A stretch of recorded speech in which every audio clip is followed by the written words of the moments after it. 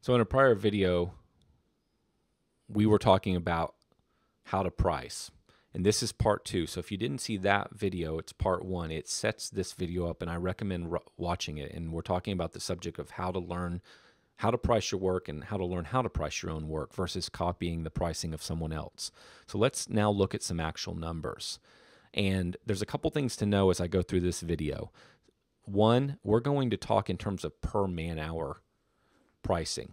Per man hour, how much are you making per man hour? So when I'm talking in terms of per man hour here, for example, the pricing that I could tell you that you need to be making $40 or more per man hour. When I say $40 or more, what that includes in that $40 per man, that includes their salary, their labor burden, meaning the taxes you're paying them. It would include workers' comp. It would have overhead things in there such as insurance and truck and fuel and administrative cost in the office. All of that's rolled into this one number that you need to be making per man hour to pay for that employee and all the overhead that goes into selling the work and administering the work and performing the work, and then having the office support that individual. So as we're talking about these per man hour numbers, that's what's all included within that number. Okay, so let's talk details here. So in this example, I have 11 properties. And what we first did is we went out and we measured all of our clients' properties. And we figured out for these 11 properties, they all have a gross lot. Let's just use gross lot square footage. We're using a mowing example. So in video number 1, we were using a mowing example. I'm going to continue to use a mowing example.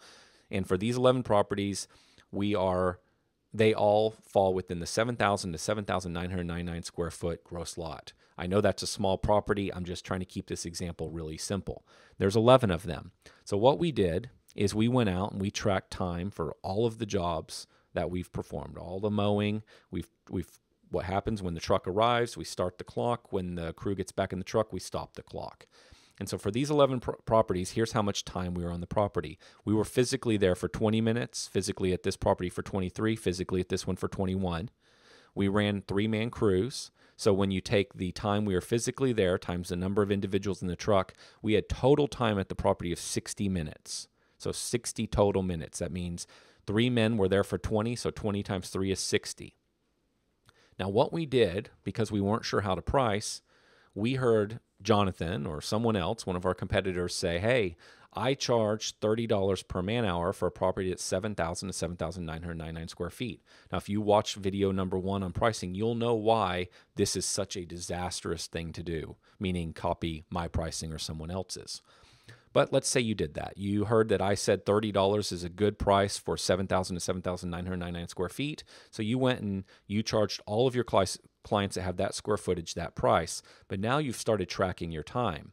And so what you do is you track your time, and then you figure out what you're actually making per man hour.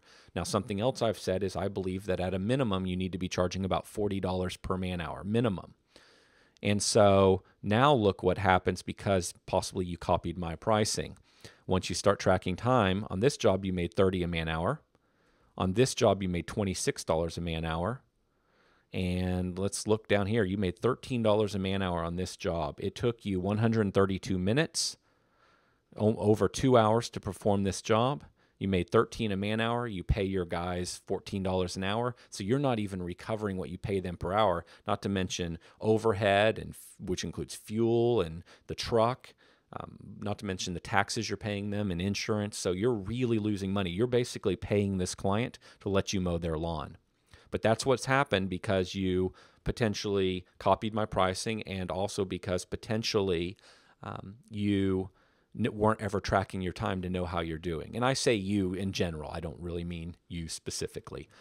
All right, so what's happened now after tracking these 11 jobs, you're making an average of $24 a man hour. That is not a profitable number that you can build a good business on. I'm positive that. I don't care what market you're in. That's truth. You'll see some really low numbers in the commercial business, but they just have totally different margins. It's a different business. But all of what I'm talking about holds up in residential and in commercial. So all my numbers in red here are the result of copying somebody else's price, and you've ended up with basically very low profit margins and probably a business that you don't love. So now that you're tracking your time, and you're measured all your properties, you can actually figure out what to charge. So for example, if I want to make $40 per man hour, and I know that that property took me 60 minutes, then I can do a little bit of math, and you can see my formulas right up here. If you want to copy this stuff and just pause the video, you can reconstruct this spreadsheet. But you can see that I need to charge this client $40, not $30, if I want to make 40 a man hour.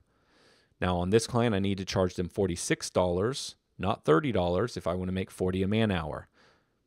And so if I go through here and work on all of my pricing, it will have a dramatic improve. So here, look at this one. I need to charge $66, not $30 for this property to get myself to a average price of $40 per man hour.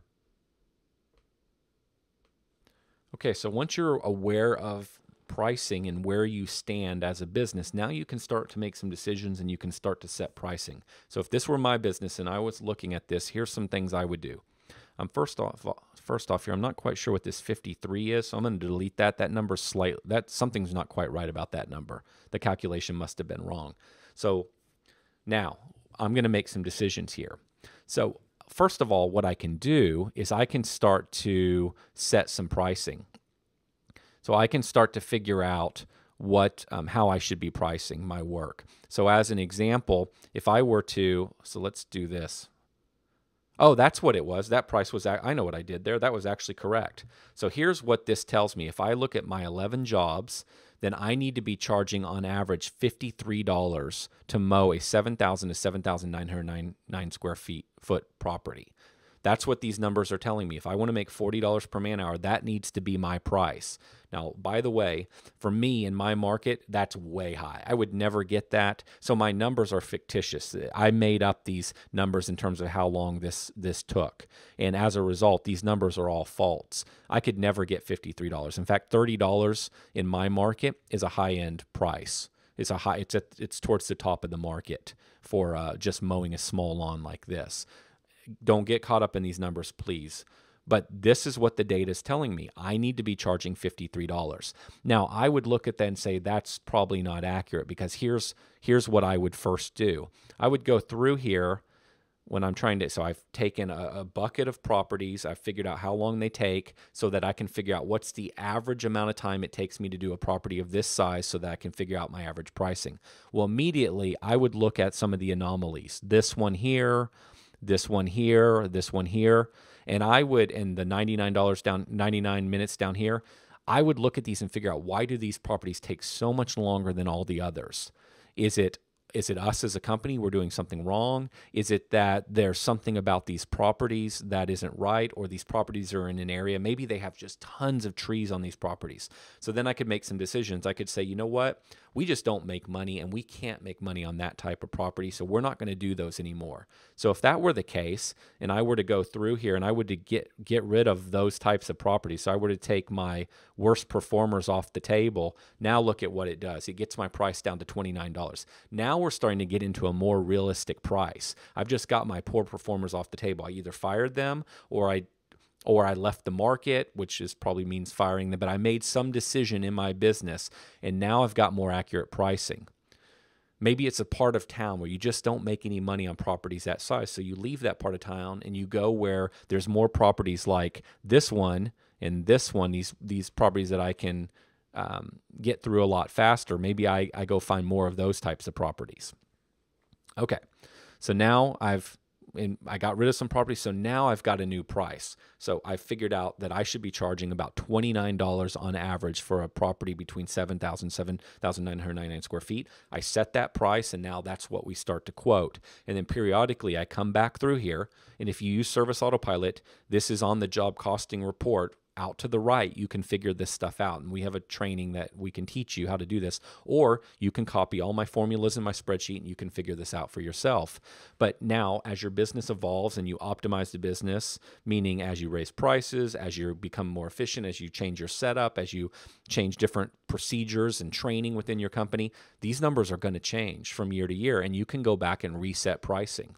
Another option is if within 7,000 to 7,999 square feet, you just find a ton of variance, meaning that at the top end at a 7,800 square foot property versus the low end of 7,100 square foot property, there's $3 or $4 in pricing variance, then maybe you break all this down into ranges. And so you look at all your properties from 7,000 to 7,500 square feet, you plot the time, you put in how much you want to make per man hour, and notice again in my formula, I have $40 in there. If you want to copy this, there's $40. You put in how much you want to make, and it tells you what you need to be charging, and you figure out your pricing based on that. Everything I just told you, you can do it for yourself very easily, and you can do it for every single service you have within your business. It's true, it does take work. It's absolutely true that it would be easier for me just to tell you how much you should charge, but look at how dangerous that is. So I think it's impossible to tell someone how much they can charge, but it's possible to give hints and say, I feel you need to be at least 40 a man hour or 50 a man hour or 65 a man hour, depending on what that service is. And by service versus pest control versus lawn care versus mowing, you do need to be achieving a different man hour rate. You have a different cost for the people. You have a different cost for the trucks that they're running. You do need to be achieving a different man-hour rate depending on the service. And in some cases, it doesn't cost you any more to provide one service over the other, but the market will support a higher price. You should be charging a higher price. So that's the way to think about it. So in video number 3, we're going to move on to looking at setting rates.